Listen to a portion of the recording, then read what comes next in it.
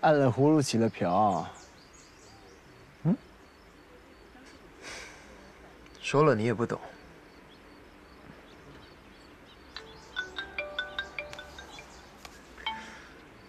怎么样？你那有收获吗？已经查到了，经过确认，那个徽章确实是德国卡恩昆虫研究会的徽章。这个研究会在国立农业大学昆虫学院有个常驻的办公室，有9名本地员工，2名是女性，其中1位正在上班，而另1位在休假，我联系不上。联系不上。联系不上的这个叫什么名字啊？多大年纪啊？啊，她叫兰雅，年龄是29岁，是这个办公室里专门负责昆虫标本制作的工作人员。OK。照片已经拿到了，我这就发给你。发过来。照片发给老大。收到。好，那我就先挂了。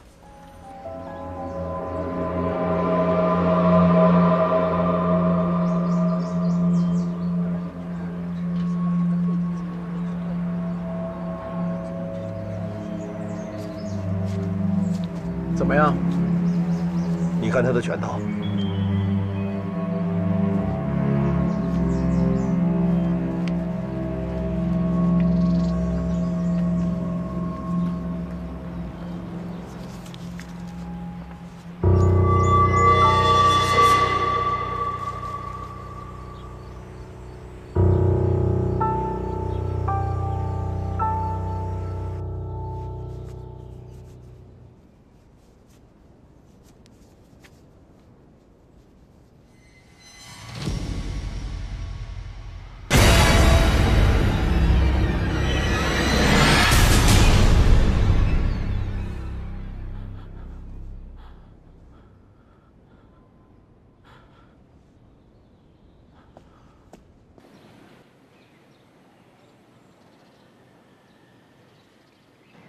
好的，今天非常感谢。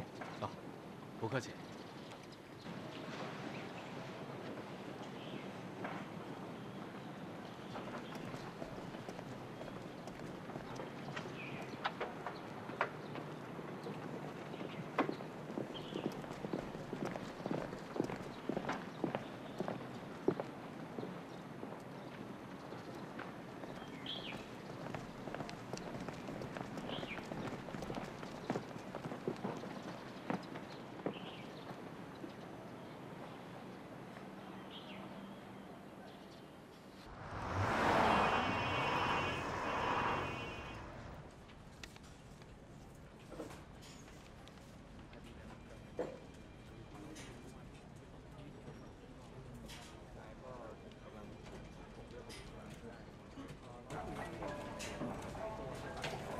这么快就回来了？是，我直接带了2个痕迹兄弟跟我一起去的。我们在兰雅的办公位提取了些相应物证，已经拿去确认了。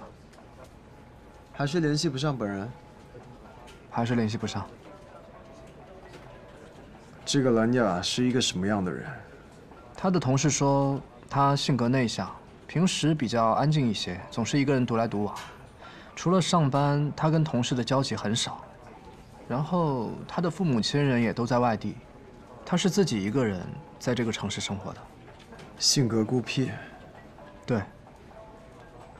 哦，他的工作也跟昆虫有关。有男朋友了吗？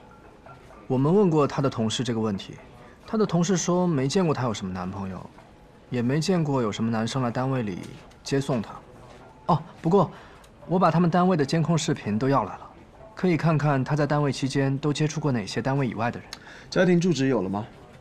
有了，不过他年假是15天，已经快结束了。办公室的工作人员说，他们也只有上班的时候才有交集，休假了就互相不联系的。可能兰雅还在休假期间，她就是不想让单位或者外人找到她，这也很正常，我们可以等一等。不等了，向局里申请搜查令吧。大不了等他完好无损的回来，我当面去向他道歉。好的，我知道了。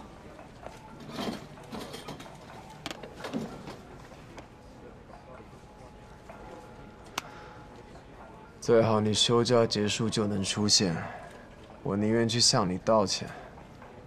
拜托。队长，哎，你有病啊！尸检报告。出点声不行吗？是。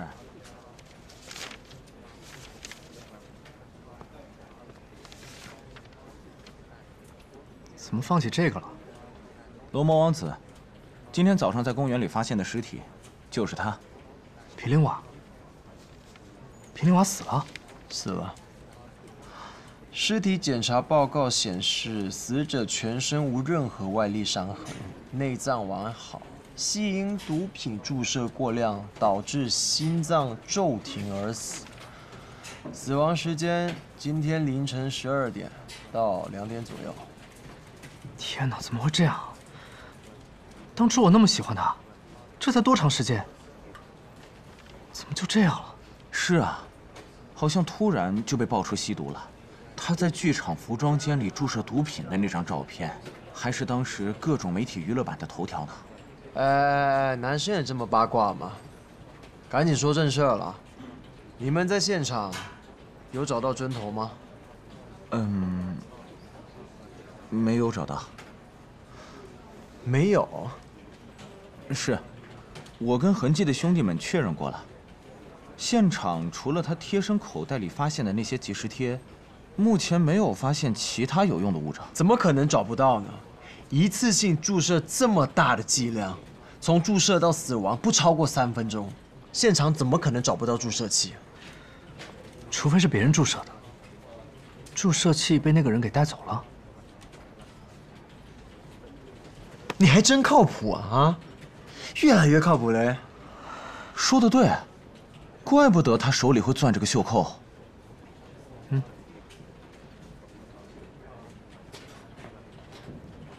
怎么了？笑起来没完了。你现在是不是应该马上组织人员重新进现场去找一找线索啊？啊？是。啊，卡，跟我搜去。好，走。哎，先去调警犬。是。是。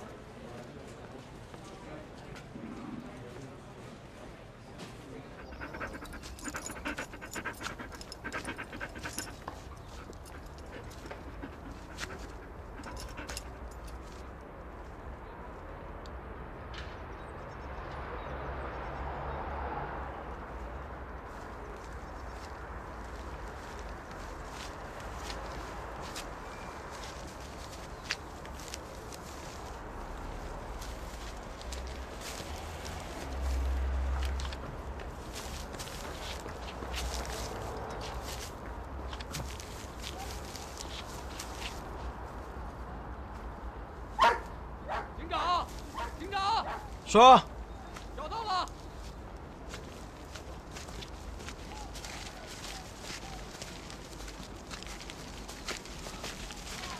在这里。真棒啊！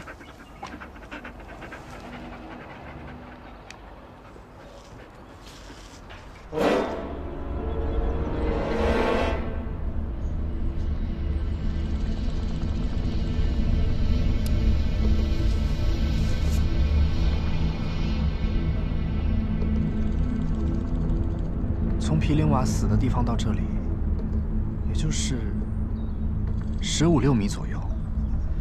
如果是自己注射的话，针管应该就在身边，怎么会把针管放在那么远的地方，而且还埋起来？如果是别人注射的，又干嘛不把针管带走，而是埋在离死者这么近的地方？你确定死者注射用的就是这根针管吗？那倒是不确定。那就先别嘚瑟了，啊，继续搜，继续。是。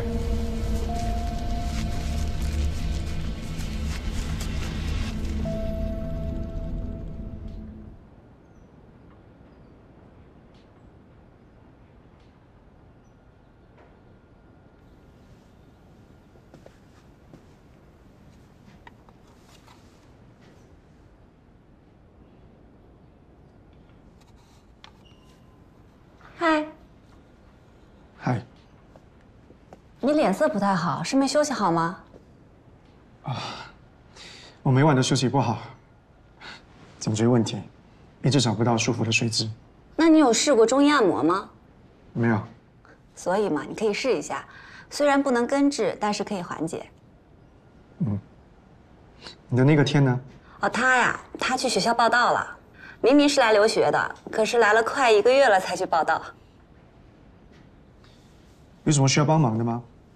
哦，我在受害者的小肠里面找到一部分蛆虫，我刚把它们安置好。谢天谢地，有了它们，我们最终的结论肯定会更准确、更可靠。没那么容易。你要知道，蠅类到达过火尸体的时间和普通尸体的时间是不一样的。在干燥的环境中，蠅类到达烧伤尸体的时间要比未烧伤的尸体提早1天。在潮湿的环境中，应该提早个4天吧。那具尸体已经高度的碳化，要确切的知道死亡的时间，还得考虑到现场环境的温度、湿度等，进行模拟，然后一遍又一遍的进行培育才行。可是不管怎么样，它们肯定比我们现场采集的样本要更直接、更可靠。那倒是。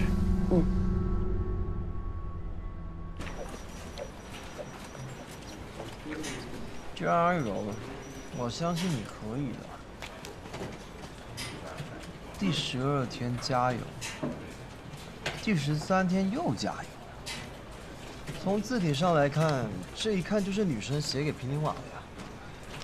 是啊，不然不会这么当宝贝似的贴身保存。你看他浑身上下连一张纸币都没有，可是呢，身上却揣了这么多的即时贴。流浪汉还要什么纸币？有纸币就不流浪了。所以说这些比纸币还珍贵吗？这些字条像是在鼓励着皮林瓦坚持做一件什么事情。你们看，还叫他罗摩王子呢，搞不好是个女粉丝呢。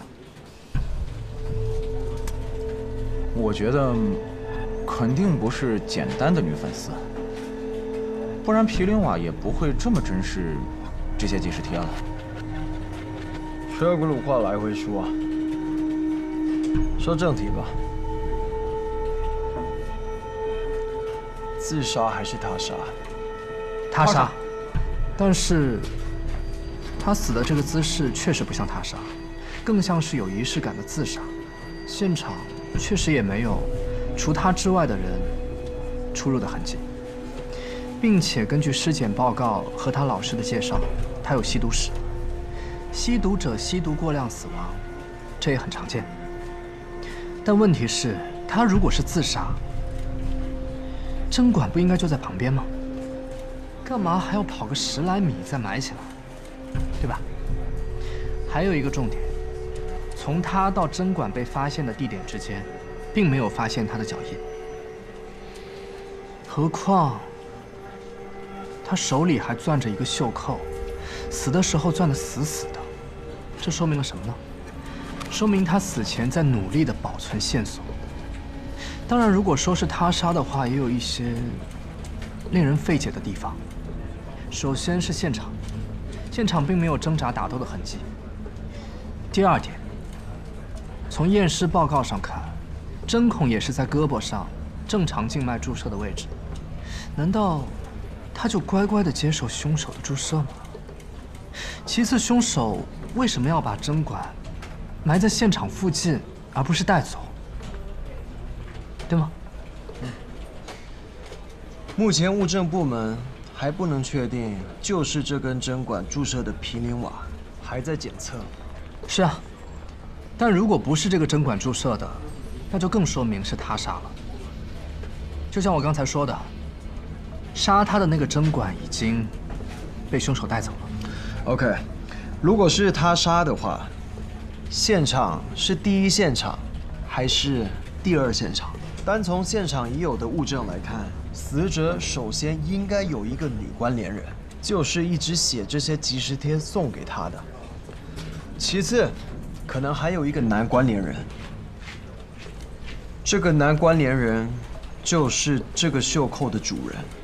当然，这个袖扣也有可能是皮林瓦自己的，可能对他有什么特殊意义，所以一直保存着。作为曾经的恐惧大咖，有过这样的袖扣也并不奇怪。喂，你好。哦，好，马上。好，再见。警长，物证那边让咱们过去一趟。现在吗？对。卡。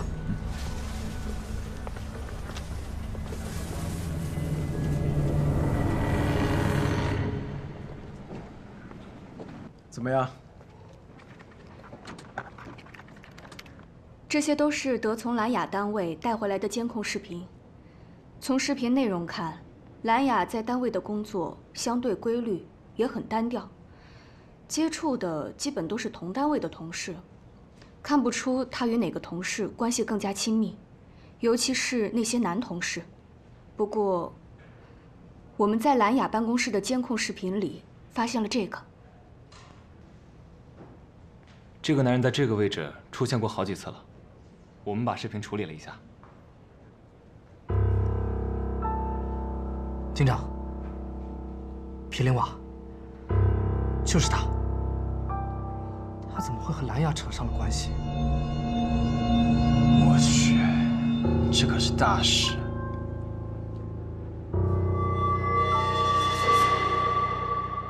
难道是皮林瓦杀了兰雅？不应该啊。那皮林瓦也杀了素潘和宗拉维蒙吗？还是只杀了兰雅？还有别的凶手吗？那他为什么要杀兰雅？难道是他杀了兰雅之后良心不安，畏罪自杀吗？哎，你到底是记者还是警察？当然是警察。那就别光提问，赶紧该怎么查就怎么查去啊！我教你个简单的，你先去问问伦威，在皮林瓦身上到底有没有纹身，或者看看皮林瓦右脚有没有小脚趾。我这就去。哎，回来，光干这事便宜你了。卡，这事你去办。同时开始排查全市范围内的各类监控，看看皮林瓦都在哪里出现过，都接触过什么人。是。还有，你去物证催一下针管的检测结果。好。一定要封锁消息，不能让媒体知道。明白。对啊，你跟我走，咱俩一起出去摸一摸皮林瓦的社会关系。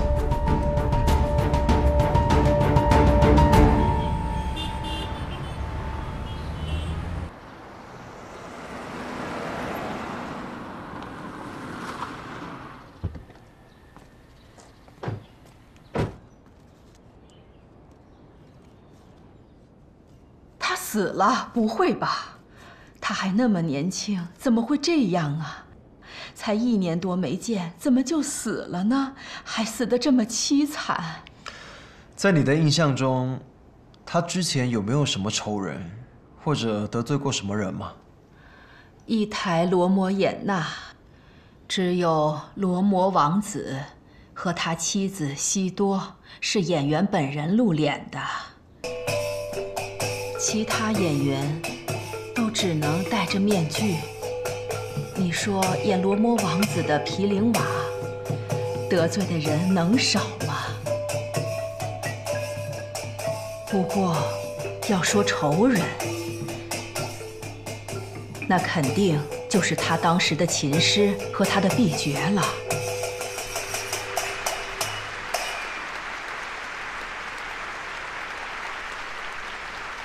这2个人是叔侄，因为无法撼动皮林瓦 A 爵的地位，就合谋陷害了他。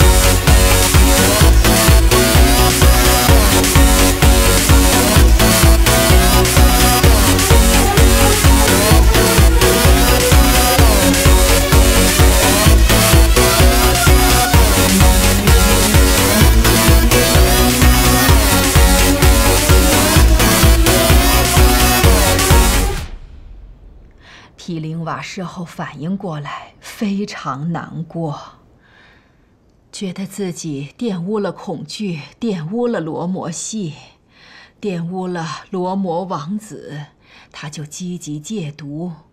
可是那对叔侄并没有放过他，那个侄子继续诱惑毗陵娃吸毒。罗摩王子，大家稍等一下，我们演员还在休息。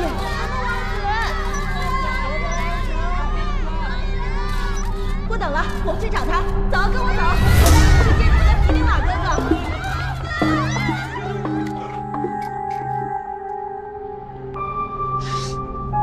你们都知道，恐惧表演动作复杂，每一个动作、每一个舞步都非常严格。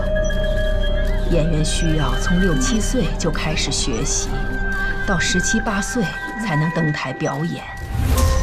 而毗陵娃是难得的天赋型演员，有难得的刻苦。我带过那么多学生，他是唯一的一个。可是吸毒是犯法的，剧院肯定不可能再留他。事出之后，毗陵娃更觉得没脸见人了。那他离开剧院之后，你们之间还有联系吗？他根本不希望我们找到他。那剧院呢？有他家的地址吗？他哪里还有什么家呀？我听说，他早就倾家荡产，只能露宿街头了。对了，他是怎么死的呀？他是自杀，还是他杀呀？目前还无法确定是自杀还是他杀。如果他真的是自杀，我并不意外会这样。这孩子少年成名，突然遭受这种打击。那您知不知道那对叔侄现在在哪儿？那叔侄被抓起来了，他们还被判了刑，真是恶有恶报。那他们放出来了吗？这个我就不知道了。确认一下。好。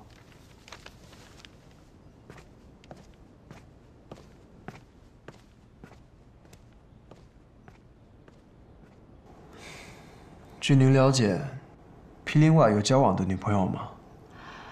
他全部心思都在恐惧上，每天到剧院练功，从早到晚风雨无阻，从不懈怠。他哪里有时间去交女朋友啊？您觉得毗陵娃会杀人吗？他杀人？不可能吧！王八蛋！这小子在搞什么名堂？他居然敢监视警察！要把警长叫回来吗？再等等，别的活都放下，把收集的视频全都看完，看看还能查到什么。是。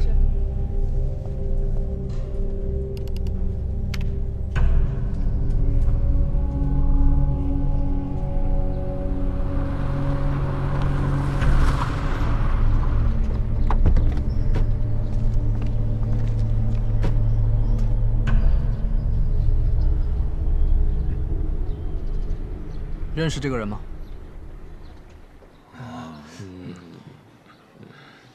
都别装了啊！我都打听完了，他一直住在这儿。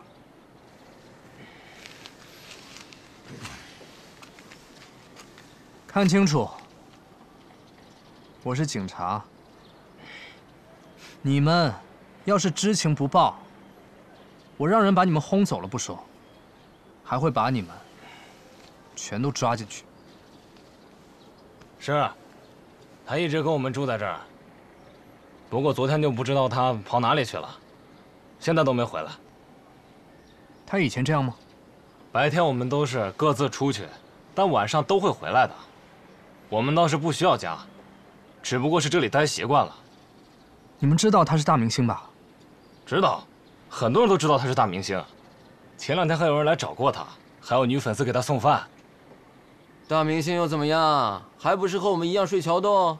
人家是和你一样一起睡了桥洞，但你没有当过大明星啊。等一下，等一下，一个一个说，慢慢说。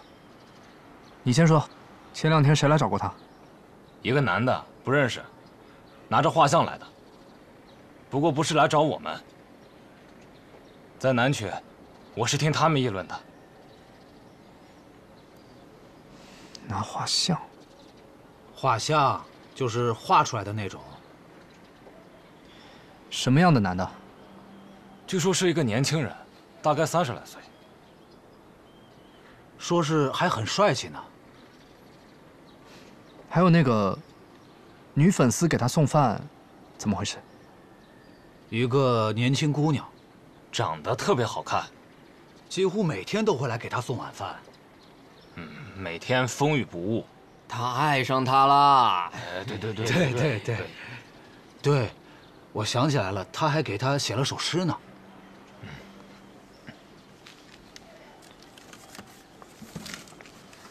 这是他在废纸上写的诗，请看。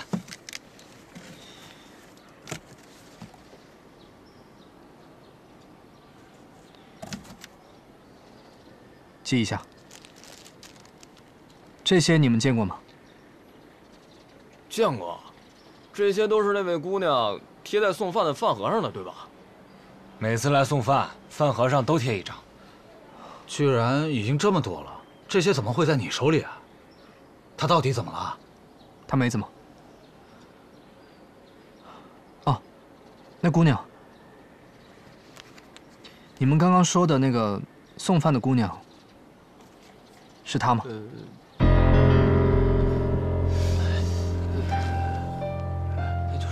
哎，是的，对，是的，没错，就是他。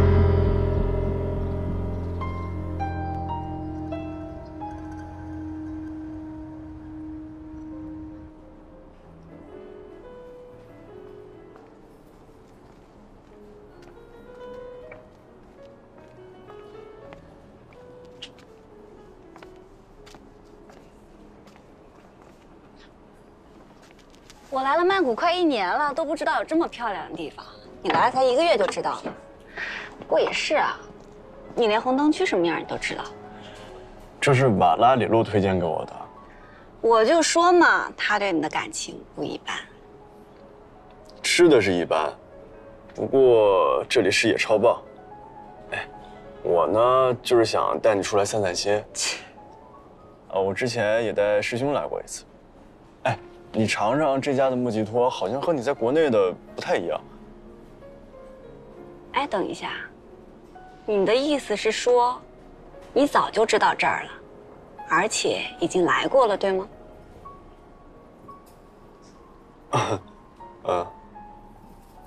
？OK， 拜拜。哎，我错了。你哪儿错了？我应该第一时间就带你过来。什么都知道，就是做不到，是不是更可恶？非常可恶，但是我发誓，绝对不会有下次。切，哎，不信你看，我为了和你多待一会儿，手机都关机了，谢绝一切外界联系。哎，你看那边，那边就是湄南河，夜景多漂亮，和我们山江一样。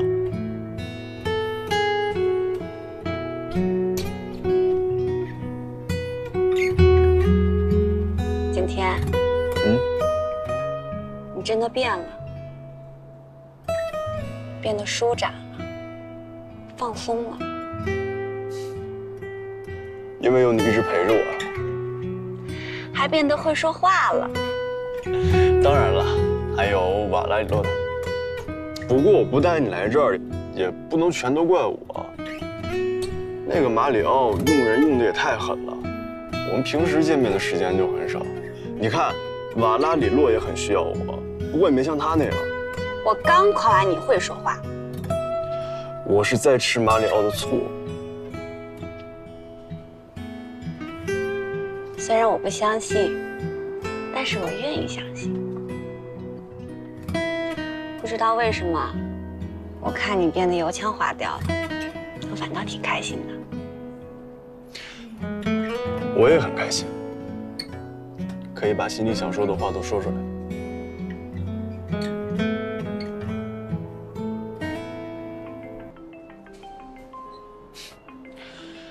你看吧，我就说这个马里奥用人用的太狠。我跟你打个赌好不好？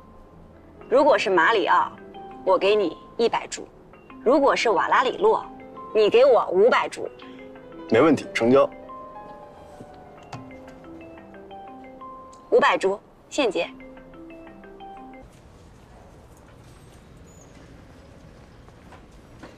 手机怎么不开机啊？今天有比较重要的事情。金玲，你见过这个袖扣吗？为什么问我这个？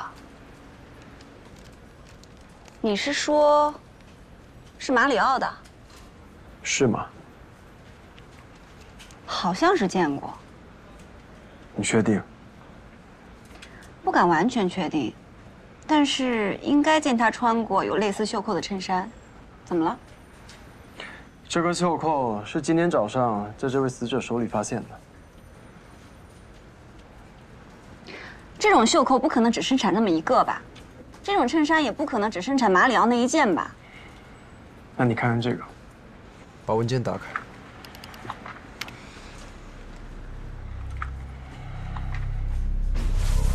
怎么会这样？所以我才想要问你。问我？问题是我也不知道啊。你认识死者吗？见过吗？没有，一点印象也没有。开下一个。